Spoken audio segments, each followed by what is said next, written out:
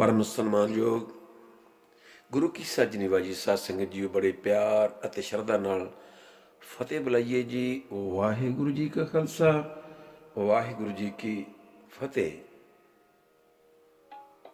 ਅੱਜ ਦਾ ਸ਼ਲੋਕ ਤੁਹਾਡੀ ਸੇਵਾ 'ਚ ਪੇਸ਼ ਕਰਨ ਤੋਂ ਪਹਿਲੇ ਆਓ ਅਰਦਾਸ ਕਰੀਏ।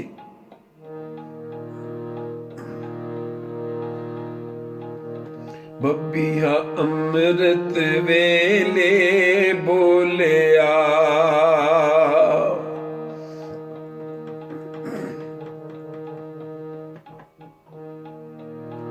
ਬੱਬੀਆ ਅੰਮ੍ਰਿਤ ਵੇਲੇ ਬੋਲਿਆ, ਤਾਂ ਦਰ ਸੁਣੀ ਪੁਕਾਰ,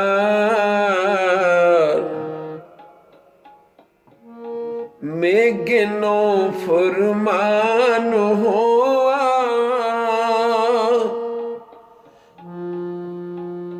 ਵਰਸੋ ਕਿਰਪਾ ਧਾਰ,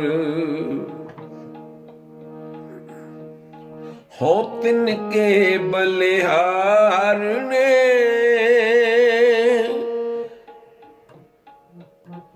ਜਿਨ ਸੱਚ ਰੱਖਿਆ ਔਰ ਧਾਰ, ਨਾਨਕ ਨਾਮੇ ਸਭ ਹਰਿਆਵਲੀ,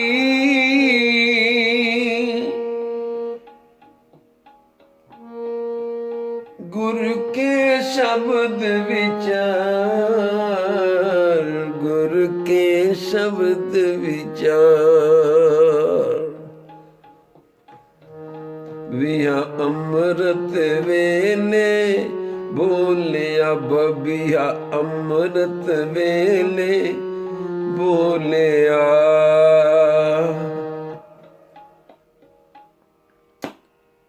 ਨਾਨਕ ਨਾਮੇ ਸਭ ਹਰਿਆਵਲੀ, ਗੁਰ ਕੇ ਸ਼ਬਦ ਵਿਚਾਰ। ਸ਼ਬਦ ਦੀ ਵਿਚਾਰ ਕਰਨੀ, ਵਿਚਾਰਨ ਤੋਂ ਬਾਅਦ ਆਪਾਂ ਕੋਸ਼ਿਸ਼ ਕਰਨੀ ਹੈ ਕਿ ਆਪਾਂ ਉਸ 'ਤੇ ਚੱਲੀਏ।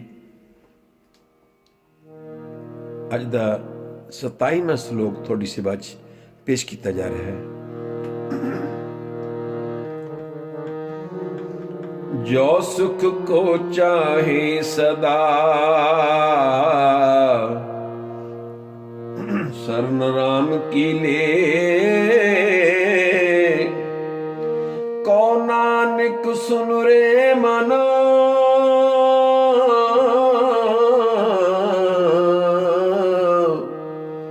ਦੁਰਲਭ ਮਾਨਕ ਦੇ, ਕੋ ਨਾਨਕ ਸੁਨ ਰੇ ਮਨਾ,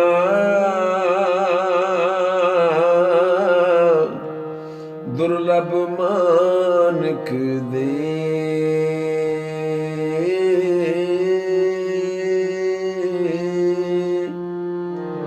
ਵਾਹਿਗੁਰੂ।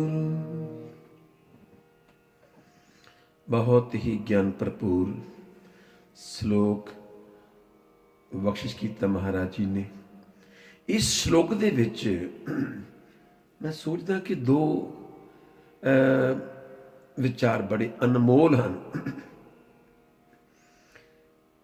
ਇੱਕ ਤੇ ਇਹ ਕਿ ਇਨਸਾਨੀ ਜਾਮਾ, ਇਹ ਜੋ ਸਾਡਾ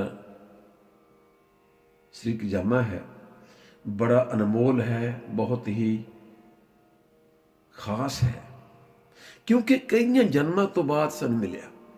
ਕਈ ਜਨਮ ਪਏ ਕੀਟ ਪਤੰਗਾ, ਕਈ ਜਨਮ ਗਜਮੀਨ ਕੁਰੰਗਾ, ਹਨਾ, ਕਈ ਜਨਮ ਪੰਖੀ ਸਰਪ ਹੋਇਓ, ਕਈ ਜਨਮ ਹੈਬਰ ਬਿਰਖ ਜੋਇਓ, ਮਿਲ ਜਗਦੀਸ਼ ਮਿਲਨ ਕੀ ਬਰੀਆ, ਉਹ ਚਿਰੰਕਾਰ ਦੇ ਸੰਜਰੀਆ।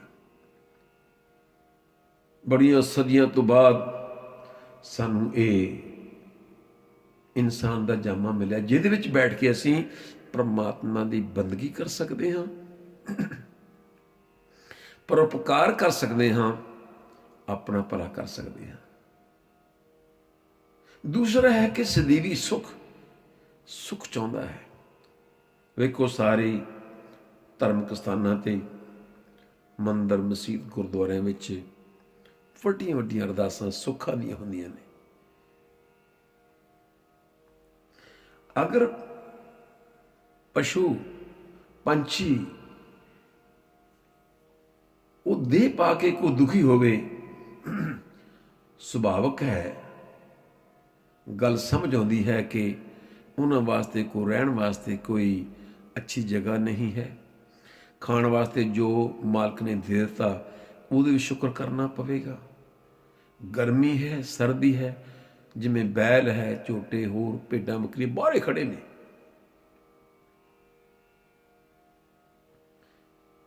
ਪਰ ਕੋਈ ਇਨਸਾਨੀ ਜਾਮਾ ਪਾ ਕੇ, ਜਾਨੀ ਕਿ ਮਨੁੱਖਾ ਦੇਹ ਪਾ ਕੇ ਦੁਖੀ ਹੋਵੇ, ਫਿਰ ਅਫਸੋਸ ਦੀ ਗੱਲ ਹੈ ਕਿ ਪਸ਼ੂਆਂ ਨੂੰ ਤਾਂ ਇੰਨਾ ਦੁੱਖ ਹੈ ਕਿ ਦੁੱਖ ਦੇ ਉਹ ਆਦੀ ਹੋ ਗਏ ਹਨ। ਅਸੀਂ ਸਭ ਨੇ ਸ਼ਾਇਦ ਇਹ ਸਾਹਮਣੇ ਬੈਲ ਜਾਂ ਕੋਈ ਪਸ਼ੂ ਸੁੱਤਾ ਪਿਆ ਹੈ, ਆਰਾਮ ਹੈ, ਪਰ ਉਹ ਦੁੱਖ ਦੇ ਆਦੀ ਹੋ ਗਏ ਭਰਾਵਾ। ਉਹ ਇਵੇਂ ਹੈ ਕਿ ਜਿਵੇਂ ਸਾਡੀ ਮਾਨਵ ਦੀ ਦੁਨੀਆ ਵਿੱਚ, ਇਨਸਾਨ ਦੀ ਦੁਨੀਆ ਵਿੱਚ ਕੋਈ ਜ਼ਿਆਦਾ, ਜਿਵੇਂ ਦੇਖੋ ਹੌਸਪੀਟਲ ਜਾ ਕੇ ਵੇਖੋ, ਕਈ ਖਾਮੋਸ਼ ਪਏ ਨੇ, ਬੋਲ ਵੀ ਨਹੀਂ ਸਕਦੇ, ਜਾਂ ਕੋਈ ਕਦੇ ਐਕਸੀਡੈਂਟ ਹੋ ਜਾਂਦਾ ਹੈ, ਉਹਦੇ ਵਿੱਚ ਬਹੁਤ ਜ਼ਿਆਦਾ ਸੱਟ ਲੱਗਣ ਕਰਕੇ ਉਹ ਬੇਹੋਸ਼ ਹੋ ਗਿਆ। ਉਹ ਹੁਣ ਦੁੱਖ ਰੋ ਵੀ ਨਹੀਂ ਸਕਦਾ, ਕੁਰਲਾ ਵੀ ਨਹੀਂ ਸਕਦਾ, ਰੋ ਵੀ ਨਹੀਂ ਰਿਹਾ, ਪਰ ਦੁੱਖ ਹੀ ਇੰਨਾ ਹੈ, ਉਹ ਉਸ ਦੁੱਖ ਵਿੱਚ ਇੰਨਾ ਦੁਖੀ ਹੋ ਗਿਆ ਹੈ, ਇੰਨਾ ਦੁਖੀ ਹੈ ਕਿ ਬੇਹੋਸ਼ ਹੋ ਗਿਆ ਕਿ ਉਹ ਰੋਣ ਜੋਗਾ ਰਿਹਾ ਹੀ ਨਹੀਂ। ਆਪਾਂ ਕਦੀ ਵਿਚਾਰ ਕੀਤੀ, ਕਦੀ ਸੋਚਿਆ ਕਿ ਇੱਕ ਬੈਲ ਨਾਲ ਜੋ ਹੋ ਰਿਹਾ ਹੈ, ਇੱਕ ਕਿਸੇ ਪਸ਼ੂ ਨਾਲ ਜੋ ਹੋ ਰਿਹਾ ਹੈ, ਕਦੀ ਮਨੁੱਖ ਨਾਲ ਐਸਾ ਹੋਵੇ ਤਾਂ ਇਸ ਦੀ ਹਾਲਤ ਕੀ ਹੋਵੇਗੀ। ਇੱਕ ਗੁਰਬਾਣੀ ਦੀ ਪੰਕਤੀ ਮੈਨੂੰ ਯਾਦ ਆ ਰਹੀ ਹੈ, ਉਹ ਹੈ ਰਾਗ ਗੁਜਰੀ ਵਿੱਚ ਧੰਨ ਧੰਨ ਬਾਬਾ ਕਬੀਰ ਸਾਹਿਬ ਜੀ ਫਰਮਾਉਂਦੇ ਨੇ, ਚਾਰ ਪਾਵ ਤੇਰੇ ਚਾਰ ਪੈਰ ਹੋਣ ਜੇ, ਚਾਰ ਪਾਵ ਦੋ ਸਿੰਘ ਗੁੰਗ, ਸਿਰ ਤੇ ਸਖਤ ਬੜੇ ਦੋ ਸਿੰਘ ਲੱਗੇ ਹੋਏ ਨੇ। ਚਾਰ ਪਾਵ ਦੋ ਸਿੰਘ ਗੁੰਗ, ਮੁਖ ਤਬ ਕੈਸੇ ਗੁਣ ਗਈ ਹੈ, ਊਠਤ ਬੈਠਤ ਠੇਗਾ ਪਰ ਹੈ, ਤਬ ਕਤ ਮੁੰਡ ਲੁਕਾਈ ਹੈ। ਮਾਲਕ ਆਉਂਦਾ ਕਦੀ ਨਹੀਂ ਪੁੱਛਦਾ ਕਿ ਤੈਨੂੰ ਪਿਆਸ ਲੱਗੀ ਹੈ ਜਾਂ ਭੁੱਖ ਲੱਗੀ ਹੈ, ਉਹ ਪ੍ਰਣ ਮਾਰ ਕੇ ਉਠਾ ਲੈਂਦਾ ਹੈ। ਪ੍ਰਣ ਨੂੰ ਸੋਟੀ ਨੂੰ ਕਹਿੰਦੇ ਆ। ਜਿਵੇਂ ਇੱਕ ਕੁੱਤਾ ਦਰ ਦਰ ਭਟਕ ਰਿਹਾ ਹੈ, ਜਿੱਧਰ ਜਾਏ ਫਟਕਾਰਾਂ ਹੀ ਫਟਕਾਰਾਂ, ਸੁੱਖ ਹੈ ਹੀ ਨਹੀਂ। ਬੰਦੇ ਦੀ ਵੀ ਇਹੋ ਹੀ ਹਾਲਤ ਹੋਵੇ ਤਾਂ ਅਫਸੋਸ ਹੈ ਕਿ ਪਸ਼ੂਆਂ ਕੋਲ ਤਾਂ ਬੁੱਧ ਨਹੀਂ ਹੈ, ਇਸ ਵਾਸਤੇ ਉਹ ਵਿਚਾਰੇ ਫਸੇ ਹੋਏ ਨੇ। ਕਈ ਵਾਰੀ ਇਹਨਾਂ ਜਾਨਵਰਾਂ ਨੂੰ ਫੜਨ ਵਾਸਤੇ, ਮੱਛੀਆਂ ਨੂੰ ਫੜਨ ਵਾਸਤੇ, ਹਿਰਨ ਨੂੰ ਫੜਨ ਵਾਸਤੇ, ਫੰਦ ਕੀ ਉਹਨਾਂ ਦੀ ਵੀਕਨੈਸ ਨੂੰ ਜਾਣਦੇ ਨੇ, ਉਹਨੂੰ ਚੋਗਾ ਸੱਟ ਕੇ ਫੜ ਲੈਂਦੇ ਨੇ। ਗੁਰਬਾਣੀ ਦੀ ਪੰਕਤੀ, ਮਛਲੀ ਜਾਲ ਨਾ ਜਾਣਿਆ, ਸਰ ਖਾਰਾ ਸਗਾ, ਅੱਤ ਸਿਆਣੀ ਸੋਹਣੀ ਕਿਉਂ ਕੀਤੋ ਵੈਸਾ। ਬੰਦੇ ਨੂੰ ਵੀ ਆਪਣਾ ਜਾਲ ਨਜ਼ਰ ਨਾ ਆਵੇ, ਇਹ ਵੀ ਮੋਹ ਦੇ, ਮਾਇਆ ਦੇ, ਹੈ ਨਾ, ਤੇ ਇਸ ਜਾਲ ਵਿੱਚ ਫਸਦਾ ਜਾ ਰਿਹਾ। ਫਿਰ ਸਾਰੇ ਗ੍ਰੰਥ ਜਿਵੇਂ ਇਹ ਸ਼ਲੋਕ ਨੇ ਪੜ੍ਹ ਰਹੇ ਆਪਾਂ, ਹੋਰ ਗ੍ਰੰਥ ਸ਼ਬਦ ਸਾਨੂੰ ਪੁਕਾਰ ਪੁਕਾਰ ਕੇ ਕਹਿ ਰਹੇ ਨੇ, ਅਜਹੂ ਸਮਝ ਕਿਛ ਬਿਗੜਿਓ ਨਾ ਜੋ ਪ੍ਰਭ ਗੁਣ ਗਾਵੇ। ਇਸ ਲਈ ਇਹਨਾਂ ਕੁਝ ਸੁਣਦਿਆਂ ਹੋਇਆਂ, ਸਭ ਕੁਝ ਦੇਖਦਿਆਂ ਪਰਖਦਿਆਂ, ਫਿਰ ਖੂਹ 'ਚ ਡਿੱਗ ਰਿਹਾ ਹੈ। ਜਦੋਂ ਤੇਰਾ ਘਰ ਵਿੱਚ ਹਰ ਚੀਜ਼ ਮੌਜੂਦ ਹੈ, ਜੋ ਮਰਜ਼ੀ ਖਾ, ਫਿਰ ਤੂੰ ਕੰਗਾਲਾਂ ਵਾਲਾ ਜੀਵਨ ਕਿਉਂ ਜੀ ਰਿਹਾ। ਇੱਕ ਭਿਖਾਰੀ ਕਹਿੰਦੇ ਸਾਰੀ ਉਮਰ ਮੰਗਦਾ ਰਿਹਾ, 2-2 ਪੈਸੇ 3-3 ਪੈਸੇ ਮੰਗਦਾ ਰਿਹਾ। ਉਸਦੇ ਮਰਨ ਤੋਂ ਬਾਅਦ ਜਿੱਥੇ ਰੋਜ਼ ਬੈਠਦਾ ਸੀ, ਜਿਸ ਦਰਖਤ ਥੱਲੇ ਬੈਠਦਾ ਸੀ, ਉੱਥੋਂ ਹੀ ਕਿਸੇ ਨੇ ਆ ਕੇ ਜ਼ਮੀਨ, ਮਤਲਬ ਉੱਥੋਂ ਜ਼ਮੀਨ ਪੁੱਟੀ। ਉਹ ਪੁੱਟਣ ਤੋਂ ਬਾਅਦ ਉੱਥੋਂ ਇੱਕ ਬੜਾ ਵੱਡਾ ਪੈਸੇ ਦਾ ਖਜ਼ਾਨਾ ਮਿਲਿਆ। ਇਹਨੂੰ ਪਤਾ ਨਹੀਂ ਲੱਗਾ, ਇਹ ਵਿਚਾਰਾ ਸਾਰੀ ਜ਼ਿੰਦਗੀ ਮੰਗਦਾ ਰਿਹਾ। ਇਹ ਸਾਡੇ ਵਾਸਤੇ ਪ੍ਰਮਾਣ ਹੈ, ਉਹਨੂੰ ਖਜ਼ਾਨਾ ਨਜ਼ਰ ਨਹੀਂ ਆਇਆ। ਜਿਵੇਂ ਸਾਡੇ ਵਿੱਚ ਕਿ ਮੱਤ ਵਿੱਚ ਜਵਾਹਰ ਮਾਨਕ ਜੇ ਇੱਕ ਗੁਰੂ ਕੀ ਸਿੱਖ ਸੁਣੀ। ਤੂੰ ਤੇ ਸਰਦਾਰਾਂ ਦਾ ਸਰਦਾਰ ਸੀ, ਪਰ ਤੂੰ ਜੀਵਨ ਆਪਣਾ ਕੰਗਾਲਾਂ ਵਾਲਾ ਬਤੀਤ ਕਰ ਰਿਹਾ। ਭਿੱਖਾ ਲਿਖਣ ਵਾਲਾ ਹੈ, ਇੱਕ ਦੋਹਾ ਹੈ ਬਹੁਤ ਵਧੀਆ ਨਾ ਮਿਲਦਾ ਜੁਲਦਾ। ਭਿੱਖਾ ਭੂਖਾ ਕੋ ਨਹੀਂ, ਸਭ ਕੀ ਗਠੜੀ ਲਾਲ, ਪਰ ਗਾਂਠ ਖੋਲ ਨਹੀਂ ਜਾਣਦੇ, ਇਤ ਬਿਦ ਭਏ ਕੰਗਾਲ। ਸੁਖ ਲਈ ਤੇਰਾ ਦੌੜਨਾ ਇੰਜ ਹੈ, ਕਿਵੇਂ? ਜਿਵੇਂ ਮਾਰੂ ਥਲ ਵਿੱਚ ਇੱਕ ਹਰਨ ਦੀ ਹਾਲਤ ਹੁੰਦੀ ਹੈ। ਹਰਨ ਦੌੜਾ ਫਿਰਦਾ ਉੱਧਰ ਉੱਧਰ, ਕੀ ਲੱਭਦਾ ਫਿਰਦਾ? ਉਹ ਸੁਗੰਧੀ ਉਹਦੇ ਆਪਣੇ ਦਿਮਾਗ 'ਚ ਹੈ। ਮਨ ਤੂੰ ਜੋ ਸਰੂਪ ਹੈ, ਆਪਣਾ ਮੂਲ ਪਛਾਣ। ਤੁਰਦਾ ਤੂੰ ਸੁਖ ਰਹੀ ਹੈ, ਪਰ ਸੁਖ ਵਾਸਤੇ ਤੈਨੂੰ ਦੁੱਖ ਹੀ ਮਿਲਦਾ ਹੈ। ਸੁਖ ਕੇ ਹੇਤ ਬਹੁਤ ਦੁੱਖ ਪਾਵਤ, ਸੁਖ ਕੇ ਹੇਤ ਬਹੁਤ ਦੁੱਖ ਪਾਵਤ, ਸੇਵ ਕਰਤ ਜਨ ਜਨ ਕੀ। ਸੰਸਾਰ ਵਿੱਚ ਸੁਖ ਹੈ ਹੀ ਨਹੀਂ, ਸਿਰਫ ਸੁਖ ਦਾ ਭਰਮ ਕੀਤਾ ਜਾਂਦਾ ਹੈ। ਹਾਂ, ਇੱਕ ਗੱਲ ਜ਼ਰੂਰ ਹੈ, ਭਰਮ ਐਵੇਂ ਨਹੀਂ ਪੈਦਾ ਹੋਇਆ, ਪਰਛਾਵਾਂ ਐਵੇਂ ਨਹੀਂ ਬਣ ਗਿਆ, ਮਗਰ ਕੋਈ ਜ਼ਰੂਰ ਪਰਛਾਵੇਂ ਵਾਲਾ ਮੌਜੂਦ ਹੈ। ਸਾਹਿਬ ਜੀ ਫਰਮਾਉਂਦੇ ਹਨ ਕਿ ਤੂੰ ਪਰਮਾਤਮਾ ਦੇ ਪਰਛਾਵੇਂ ਦੀ ਸ਼ਰਨ ਵਿੱਚ, ਤੂੰ ਪਰਮਾਤਮਾ ਦੀ ਸ਼ਰਨ ਵਿੱਚ ਜਾ, ਤੈਨੂੰ ਸੁੱਖ ਹੀ ਸੁੱਖ ਮਿਲਣਗੇ। ਤੈਨੂੰ ਪਰਮਾਤਮਾ ਦੀ ਸ਼ਰਨ ਵਿੱਚ ਸੁੱਖਾਂ ਦਾ ਭੰਡਾਰ ਹੈ। ਜੋ ਸੁਖ ਪ੍ਰਭ ਗੋਬਿੰਦ ਕੀ ਸੇਵਾ, ਸੋ ਸੁਖ ਰਾਜ ਨਾ ਲਈਏ। ਇਹਦਾ ਇਹ ਵੀ ਲਿਖਿਆ ਮਨ ਕਿ ਸਗਲ ਸ੍ਰਿਸ਼ਟ ਕੋ ਰਾਜਾ ਦੁਖੀਆ, ਹਰ ਕਾ ਨਾਮ ਜਪਤ ਹੋਏ ਸੁਖੀਆ। ਇਹ ਹੈ ਸਦੀਵੀ ਸੁਖ। ਉਸ ਕੋਲੋਂ ਸੁਖ ਕਿਵੇਂ ਲੈਣਾ ਹੈ, ਇਹੀ ਸਮਝਣ ਵਾਲੀ ਗੱਲ ਹੈ, ਇਹੀ ਵਿਚਾਰਨ ਦੇ ਅਧੀਨ ਹੈ। ਉਸ ਵੇਲੇ ਉਸ ਵੱਲ ਮੂੰਹ ਕਰਨਾ, ਜਾਣੀ ਆਪਣਾ ਧਿਆਨ ਆਪਣਾ ਅੰਤਰੀ ਭਾਵਨਾਵਾਂ ਨਾਲ ਪਰਮਾਤਮਾ ਨਾਲ ਜੁੜਨਾ ਹੀ ਸੁਖ ਹੈ। ਤੂੰ ਉਸ ਨੂੰ ਜਿਸ ਪਾਸਿਓਂ ਵੇਖੇ, ਉਹ ਹਰ ਪਾਸਿਓਂ ਇੱਕ ਸੁੱਖਾਂ ਦਾ ਬੜਾ ਵੱਡਾ ਪਹਾੜ ਹੈ। ਤਿਸ ਕੀ ਸਰਨੀ ਪਰਮ ਨਾ, ਤਿਸ ਜੀਵੜੇ ਵਰਨਾ ਕੋਏ, ਜਿਸ ਸਿਮਰ ਸੁਖ ਹੋਏ ਕਣਾ, ਦੁੱਖ ਦਰਦ ਨਾ ਮੂਲੇ ਹੋਏ। ਕਣਾ ਤੋਂ ਮਤਲਬ ਬਹੁਤ ਵੱਡਾ ਮਹਾ ਸੁਖ ਮਿਲਦਾ ਹੈ। ਜਿਸ ਨੂੰ ਸੁਖ ਹੋਏ ਕਣਾ, ਦੁੱਖ ਦਰਦ ਨਾ ਮੂਲੇ। ਥੋੜਾ ਵੀ ਦੁੱਖ ਨਹੀਂ ਮਿਲੇਗਾ। ਉਹ ਤੇ ਸਾਨੂੰ ਖੁਸ਼ ਵੇਖਣਾ ਚਾਹੁੰਦਾ ਹੈ ਪਰਮਾਤਮਾ ਹਮੇਸ਼ਾ ਹੀ, ਹੈ ਨਾ।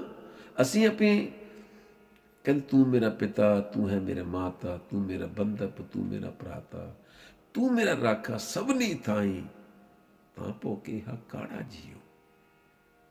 ਜੇ ਸਾਡਾ ਮਾਤਾ ਪਿਤਾ ਉਹਨੂੰ ਅਸੀਂ ਮੰਨਦੇ ਹਾਂ, ਅਧਿਆਤਮਕ ਮਾਤਾ ਪਿਤਾ ਮੰਨਦੇ ਹਾਂ, ਫਿਰ ਕਿਹੜਾ ਬਾਪ ਹੈ, ਕਿਹੜਾ ਮਾਪਾ ਹੈ ਜਿਹੜਾ ਆਪਣੇ ਬੱਚਿਆਂ ਨੂੰ ਦੁੱਖ ਵੀ ਦੇਖੇਗਾ।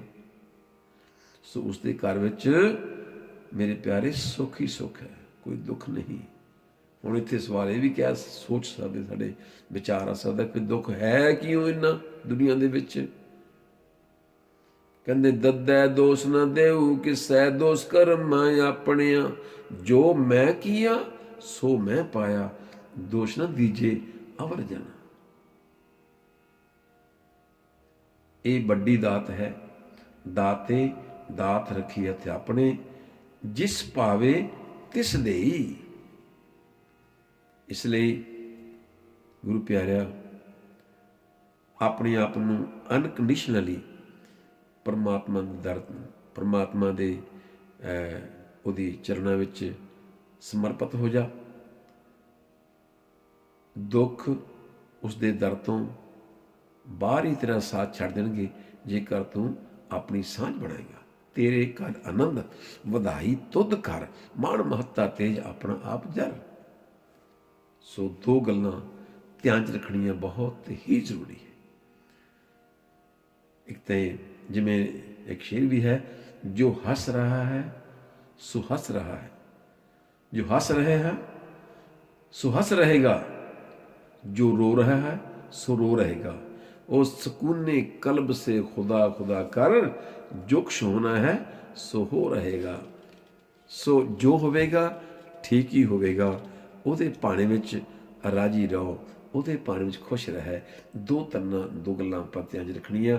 ਮਨੁੱਖਾ ਦੇਹ ਬੜੀ ਅਨਮੋਲ ਹੈ, ਇਹ ਤੋਂ ਆਪਾਂ ਕੰਮ ਲੈਣਾ। ਇਹ ਸਰੀਰ ਦੇ ਰਾਹੀਂ ਅਸੀਂ ਸਾਡੀ ਆਤਮਾ ਪਰਮਾਤਮਾ ਦੇ ਦੇਸ਼ ਪਹੁੰਚ ਸਕਦੀ ਹੈ, ਜੇ ਕਿ ਤੁਸੀਂ ਸਹੀ ਵੇਖੀਏ, ਸੱਚਾ ਵੇਖੀਏ, ਸੱਚਾ ਸੁਣੀਏ, ਸੱਚ ਹੀ ਬੋਲੀਏ, ਸੱਚ ਹੀ ਖਾਈਏ।